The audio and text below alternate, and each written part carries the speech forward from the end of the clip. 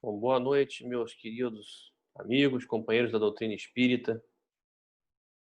Com muita felicidade, prazer estar aqui presente, podendo participar dessa iniciativa de vocês, e fazíamos essas reflexões, fazer o evangelho à distância, né, trazendo aí a luz da verdade, os ensinamentos de Jesus, tão importantes para a nossa vida, para a nossa ascensão e para a nossa evolução, individualmente e como sociedade. E a casa me pediu para falar sobre os vícios e a espiritualidade, que é um tema extremamente importante, extremamente pertinente e, obviamente, é um tema que merece até um seminário de um período inteiro para a gente estar discutindo, preferencialmente de corpo presente, né? Presencialmente. Mas isso não é possível no momento. Então, vamos fazer aqui uma prévia, né? Trazendo de uma maneira mais sucinta possível, mas com as coisas que sejam mais relevantes, e dentro de uns 15 minutos, que é a proposta.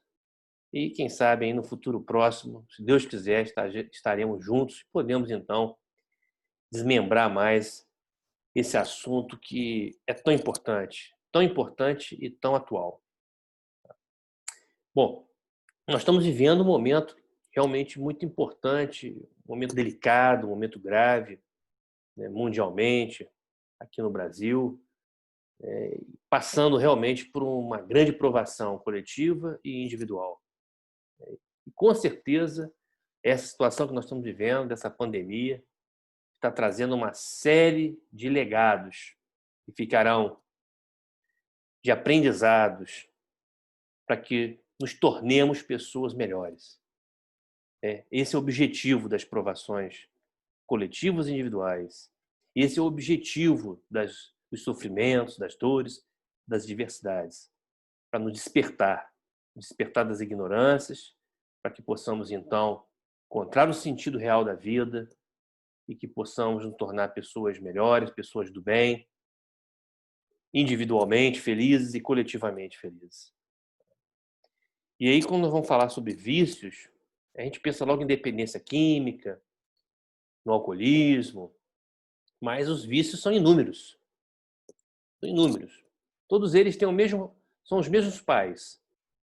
Os pais dos vícios são quem? Egoísmo e orgulho. Fruto do egoísmo e do orgulho, nós temos então todos os vícios que são as chagas da nossa sociedade, né? Que fazem muitas vezes perdermos a nossa encarnação individualmente e também causar tantos danos para a sociedade. Então nós temos vícios de todas as espécies, todas elas ligadas ao egoísmo e ao orgulho. Então nós temos vícios relacionados, por exemplo, à avidez pelo poder, vícios relacionados ao materialismo exagerado, né, à ganância por dinheiro, pela riqueza material, pela ambição.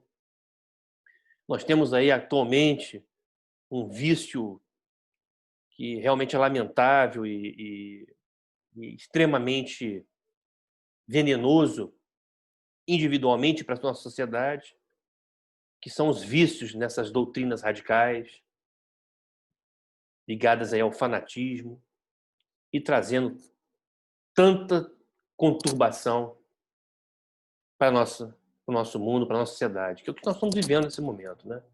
Junto ao vírus, junto à pandemia, tanta coisa associada, né? E aí a gente tem o livro Transição Planetária, que foi uma psicografia de Divaldo Franco, do espírito Manuel Filomeno de Miranda.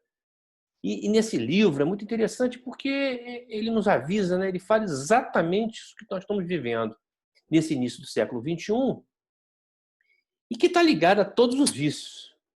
Então fala sobre a sensualidade, sobre o sexo desvario, sobre a debandada de gerações novas para as músicas de sentido infeliz, aos bailes de perversão dos sentimentos, do estímulo à violência, da rebeldia, da revolta sem sentido, esses movimentos que nós estamos vendo aí, essas atrocidades onde nossos jovens estão envolvidos, quebra-quebra, saques, violência sem limites, sem justificativas, em que, no fundo, não sabe nem direito por que estão fazendo aquilo.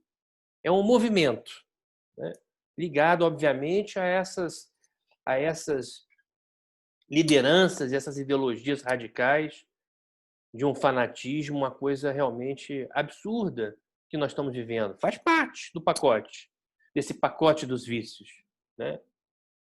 Nós temos a mídia insaciável de tragédias, os escândalos, a corrupção, os transtornos da mente, síndrome do pânico, a depressão, o suicídio e os vícios por drogas, pelo álcool.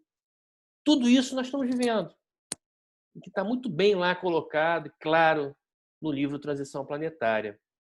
Mas que o conjunto disso tudo vai trazer uma consequência. A consequência é o clamor pela paz, o retorno à ética, a necessidade da ética, a necessidade da moral, do equilíbrio, né? O surgimento dos verdadeiros valores da vida. É exatamente isso que nós precisamos alcançar ao final de toda esta confusão, podemos dizer assim, que estamos vivendo. A transição planetária é justamente essa convulsão, essa crise moral que vem à tona, trazendo todas as sujeiras, onde as máscaras estão caindo, onde se consegue, então, fazer a separação do joio do trigo. A luz e a sombra são questões que os benfeitores já nos avisam há tanto tempo.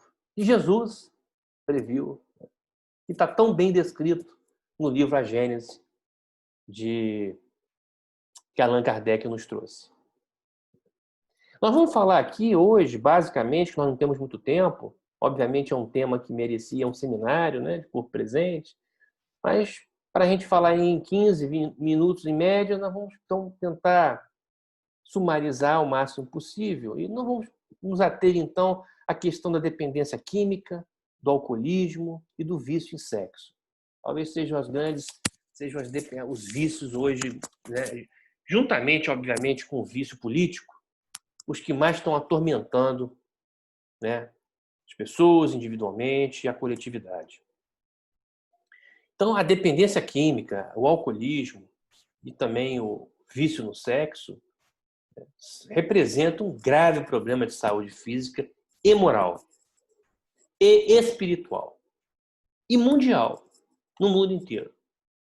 Então, vamos falar um pouquinho sobre a dependência química, né? Conceitos, esclarecimentos, conhecendo melhor o nosso inimigo. A dependência química, que vem junto com a síndrome da abstinência, o que acontece? Né? Existem drogas chamadas psicoativas, que elas alteram o balanço neuroquímico, falando bem superficialmente. E aí a dependência ela se dá no momento que o cérebro tenta restabelecer esse balanço, porque essas drogas mexem com os neurotransmissores. E aí a dependência se dá exatamente no momento que o cérebro tenta se restabelecer. E é muito importante que a gente identifique que existem dois tipos de dependência e uma é subsequente à outra. A primeira é psicológica, também chamada psíquica, e na sequência vem a física orgânica. E é importante essa identificação justamente para o melhor momento de se abordar, de se trabalhar para conseguir, então, um tratamento mais efetivo e um estrago menor.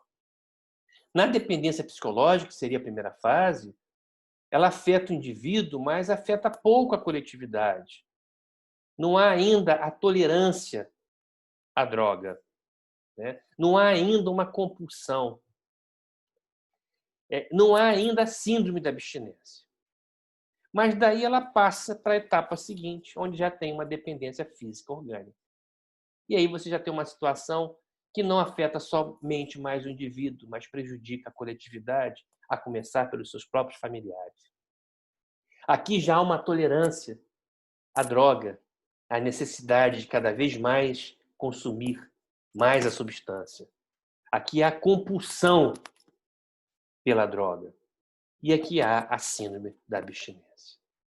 Então, a identificação dessas duas etapas ela é importante porque justamente a dependência física ela é antecipada pela psicológica. E se conseguirmos atuar na fase ainda psicológica, que não atingiu a parte físico-orgânica, sem dúvida os resultados são melhores. E também não teremos as sequelas que a dependência orgânica causa. Bom, quais são as drogas que provocam essa dependência? Resumidamente, nós temos dois grupos de drogas que estão mais ligados então à dependência química, chamados narcóticos e os psicotrópicos. Os narcóticos estaria aí a morfina, a cocaína, o crack, a heroína, que são aí os mais conhecidos, né? E os psicotrópicos? Aí estaria aí, então a maconha, os tranquilizantes e as anfetaminas. Sim, as anfetaminas. Muito importante que a gente sabe que muitos usam anfetaminas para não dormir, estudantes usam muito, né? Pessoas que trabalham como motoristas, dirigindo à noite, muitas vezes usam essas substâncias que podem causar, sim, dependência química. E nós espíritas já sabemos isso já há tempo, mas a ciência hoje começa a desvendar isso. Existe ainda um agravante em relação à dependência química. Aliás, a todas as formas de dependência, a todos os vícios, que é o dependente do lado de lá, que é o espírito o desencarnado que também tem a dependência e que vai ser atraído pelo encarnado que tem aquela mesma dependência num processo de sinergismo no mal, num processo de parasitismo. Muito mais do que imaginamos, como os benfeitores já nos avisaram e Allan Kardec nos coloca de maneira tão clara na codificação. É um alerta, e o Chico falava exatamente sobre isso, sobre essa lei da afinidade, da atração e das influências inferiores negativas dos desencarnados para encarnados. Existem as influências negativas de encarnado para encarnado, mas existe os desencarnados para encarnados. Então, a dependência química, de uma maneira assim geral, falando bem sucintamente, ela pode ser proveniente de uma predisposição genética e também de fatores de ordem espiritual, que hoje a ciência começa, então, a desvendar. E é muito interessante no aspecto de que esse tema ele traz à luz exatamente aquilo que Kardec previu, que nos avisou, que Leon Denis também nos avisou. A importância da interação entre ciência e espiritualidade. E neste caso especificamente dos vícios e das dependências químicas, ambos se interagem, tanto na etiopatogenia como no tratamento. E isso é muito importante. Os comportamentos insanos, aquelas barbaridades que acontecem com as pessoas com dependência, os atos de criminalidade e até mesmo de suicídio, chamados comportamentos insanos, de uma maneira geral, os benfeitores nos alertam, Chico Xavier mesmo já nos falou sobre isso, está ligado à ação espiritual. E ainda tem um outro fator agravante, os transtornos da mente. Esses transtornos da mente eles estão correlacionados com a dependência química. Podem ser primários, podem ser secundários, podem ser concomitantes. Quer dizer, você tem um transtorno mental já pré-existente e aí vem a dependência química na sequência. Um agravando o outro. Ou o contrário, você tem a dependência química levando ao transtorno mental secundariamente. Ou ambos, numa concomitância. Em suma, o que acontece é que a interação de ambos causa um estrago ainda maior. E as consequências psiquiátricas ligadas à dependência química. A pior delas, a chamada psicose tóxica, onde você tem os eventos de paranoia, paciente aqui potencialmente suicida, violentos, apresentando delírios e alucinações. Pacientes, sim, gente. Pacientes, sim. O que são doentes. Nós temos que encarar os dependentes, as pessoas que têm algum tipo de vício, como pacientes. São doentes, são enfermos. Esse é o olhar que nós temos que ter. Que pessoas que merecem cuidado, atenção e ajuda, precisam de ajuda. E esses pacientes, eles desenvolvem o que nós chamamos de síndrome emocional e que ela é progressiva, evolutiva e vai só se agravando. E aí é um grande desafio você manejar esse comportamento descontrolado e autodestrutivo do dependente químico. Eles precisam de uma ajuda externa. Eles dificilmente vão procurar a ajuda. Um dos grandes obstáculos na abordagem, no tratamento dessas pessoas com dependência é que normalmente elas têm a reação de negação da doença e de rejeição à ajuda. E aí elas se afastam. E as pessoas ao redor se afastam também, achando que não vale a pena, com medo. E aí o enfermo acaba indo para um caminho sem volta e perde esta vida, esta encarnação. Então é muito importante que essas pessoas sejam consideradas como enfermos, que precisam de ajuda, que precisam de tratamento. E que eles têm um componente físico, têm um componente psíquico e têm um componente espiritual.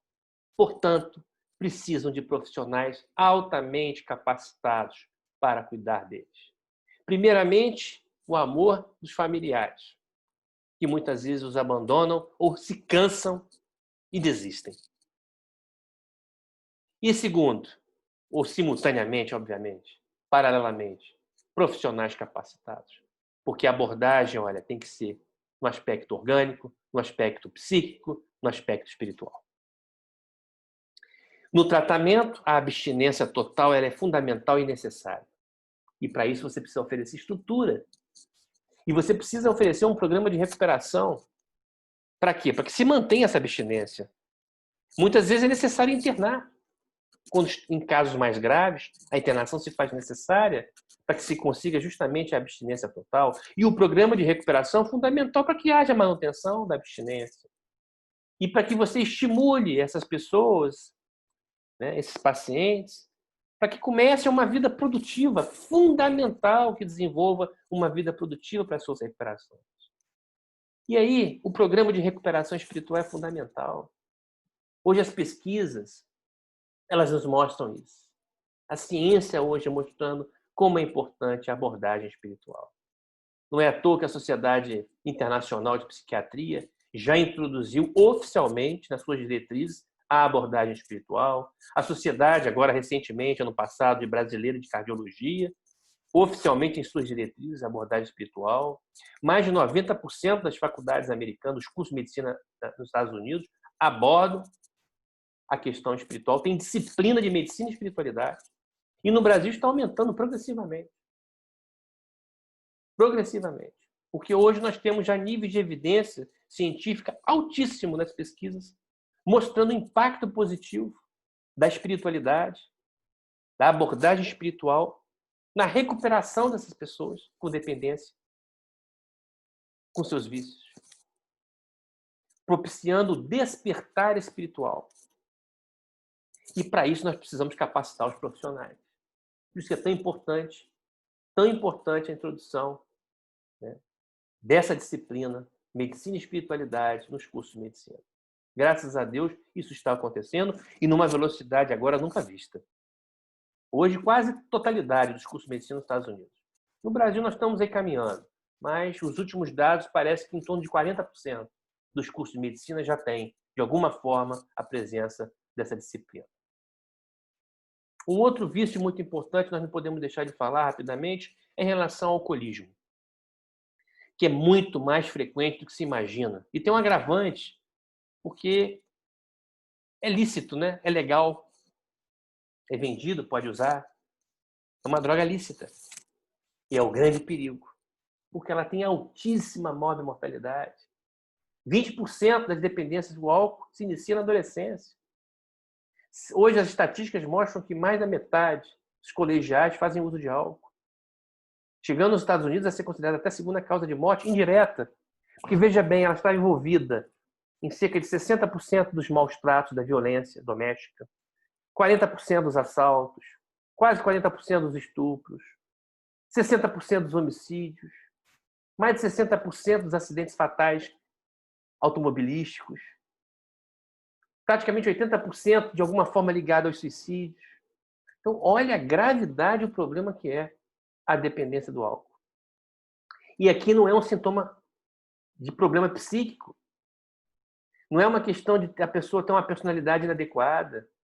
Não é questão de ser uma criatura desregrada, amoral. Normalmente, as pessoas dependentes em álcool, elas são humilhadas, elas são estigmatizadas. Ah, é vagabundo, mau caráter. Isso é um grande equívoco. Um grande equívoco. O alcoolismo normalmente não é ligado, não é causado diretamente por fator social, cultural e psicológico. Normalmente não. Na questão do alcoolismo existe uma questão da etiopatogenia da doença. Está ligado a um fator de predisposição orgânica, onde envolve a questão genética, enzimática, hormonal. Por isso que tem pessoas que usam álcool e não se tornam dependentes. Outras pessoas com mínimo uso, quantidades pequenas, em pouco tempo, se tornam dependentes. Porque aqui há uma necessidade do fator orgânico predisponente. Então nós temos, na verdade, gente, são vítimas de uma doença chamada alcoolismo, é assim que ela tem que ser encarada. E que o único tratamento é a abstinência absoluta e permanente.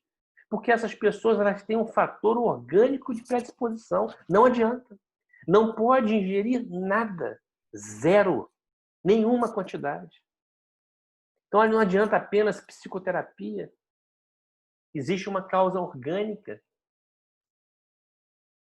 Então é um mito dizer que o alcoólatra precisa querer ajuda para ser ajudado. Não, eles precisam de ajuda. E olha, as estatísticas mostram que a maioria dos alcoólatras recuperados, eles foram obrigados ao tratamento. E aqui, como nas outras dependências, os paradigmas espíritas, lei da afinidade, da atração, com os dependentes do lado de lá. Que a gente chama aqui os canecos vivos, né? Os dependentes, lá no mundo espiritual, não tem álcool, não tem droga, mas eles vêm aqui sugar a energia e manipular os encarnados. E aí está ligado, obviamente, a uma questão moral, de vigilância e de excesso. Você tem que mudar esse comportamento para se proteger dessa influência negativa do mundo espiritual. Então, olha como que é importante, né? Como está totalmente ligado aí ciência e espiritualidade. E o sexo? Não poderíamos deixar de falar um pouquinho do sexo, porque o vício no sexo traz estragos enormes, principalmente nas famílias. André Luiz, no livro Missionários da Luz, psicografado por Chico Xavier, já nos trazia, então, a necessidade das regras morais, da continência sexual, da disciplina emotiva, que a vontade desequilibrada, ela gera graves distúrbios energéticos, doença física, desajustes psíquicos, doenças de instinto sexual que já haviam sido descritas, então, que foram descritas por Freud. No livro Evolução em Dois Mundos, André Luiz nos traz que o sexo reside na mente. Essa é uma informação importantíssima. Não está ligado ao órgão genital, mas está ligado à mente. Por isso que não tem questão da idade. E pode se expressar no corpo espiritual e, consequentemente, no corpo físico. E aí você tem problemas também na vida espiritual. E a mesma situação de lei de afinidade. Então, na verdade, nós temos uma situação de enfermidade. Sim, enfermidade de instinto sexual. Com cargas magnéticas desequilibradas, levando a loucuras e retardando o nosso progresso. Como consequência, André Luiz nos traz uma consequência deletérica do sexo desvario, que são as psiconeuroses. Em Evolução em Dois Mundos, André Luiz nos fala que o desvio da libido leva a uma neurose obsessiva, leva às psicoses, leva às fixações mentais, que hoje tem sido muito estudado na esfera da psicanálise. E a ciência ela consegue hoje identificar essas enfermidades e desajustes do instinto sexual, mas ela não consegue tratá-las efetivamente, adequadamente, porque ainda lhes falta ainda o conhecimento das questões superiores, da ordem espiritual. E nós sabemos que com a evolução moral, com a evolução espiritual, há uma perda dessas características sexuais, do desejo sexual, conforme a evolução moral. Isso em relação a todos os vícios e dependências. E aí Emmanuel, no livro Vida e Sexo, também psicografado por Chico Xavier, ele nos fala que não é uma questão de proibição, mas de educação. Não é uma questão de abstinência imposta, mas é a questão de orientação, de mostrar a importância da disciplina, que as coisas não podem ser assim por livre impulso, existe uma responsabilidade, que há necessidade de respeito ao outro, respeito à emoção do outro, e há uma necessidade de um aprendizado a lidar com essa questão sexual e emocional. Em todas essas dependências, meus amigos, todas elas, seja essas três que nós falamos, sejam as demais que nós falamos no início, qualquer tipo de dependência, de vício, existe a questão da lei das afinidades, que se somam, piorando a situação. E a melhor forma, sem dúvida, é a educação. A importância da religiosidade em nossas vidas, coisas que se perdeu ao longo desses últimos anos, aí, dessas últimas décadas. Outra coisa que se perdeu, fundamental na sociedade, a família, o núcleo familiar. E aí, com certeza, um grande legado dessa pandemia, né? Quando as pessoas foram obrigadas a ficar mais em casa, a encararem mais as suas familiares, aos pais terem mais contato com seus filhos, porque o núcleo familiar se perdeu nessa vida competitiva, nessa correria social. Os pais terceirizaram a criação de seus filhos para outros. E os pais são insubstituíveis. Sejam pais biológicos ou não, mas a figura dos pais, muito importante. Então, é um legado dessa pandemia, assim. Os pais assumirem os seus papéis de tutores para a educação moral. A educação começa em casa e é a mais importante, para que nossos filhos possam ir para as escolas com a base sedimentada, a base moral e espiritual. Para que não recebam más influências, que a gente sabe que existe. Hoje nós vemos jovens perdidos em vícios, em doutrinas radicais, em movimentos sem sentido, em violências sem sentido, por falta de uma base familiar. Um grande legado é a reestruturação da família, e os pais precisam, sim, se disponibilizar o seu tempo, precioso tempo, para os filhos. Porque os prejuízos são enormes. E aí depois, quando desperta, aí é irreversível e irremediável. Se perde uma encarnação. Porque as pessoas precisam descobrir o sentido da vida, e a presença dos pais é fundamental. Leon Denis, na obra O Problema do Ser, do Destino da Dor, já tinha nos alertado sobre isso, sobre a falha da educação, sobre a falha das universidades, mas principalmente sobre a falha dos pais em relação à criação de seus filhos, sobre essa interação entre ciência e espiritualidade, que Leon Denis conceituou como espiritualismo científico, e que a religião, na sua evolução, nós iríamos encontrar o quê? Qual seria, então, o desenrolar? Os sacerdotes dentro de casa, os templos dentro de casa, os pais para com seus filhos.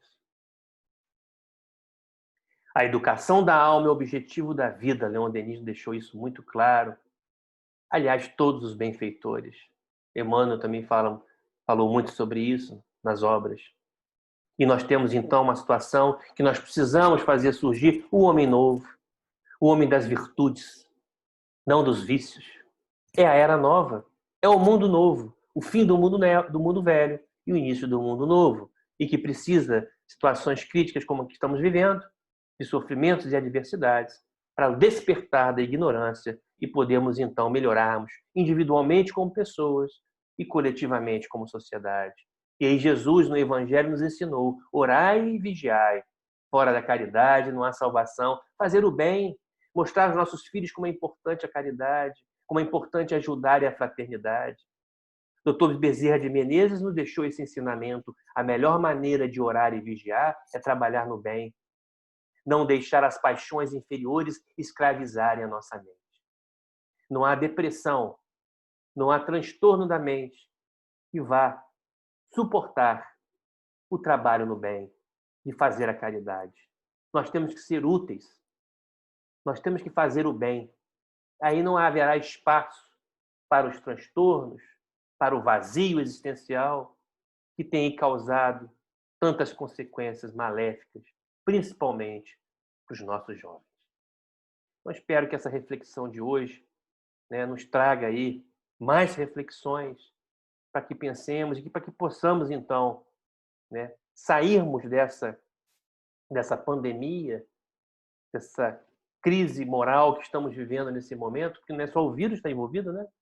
É um conjunto que envolve esses vícios todos, para que possamos, cada um de nós, individualmente, sair melhor e, consequentemente, uma sociedade melhor.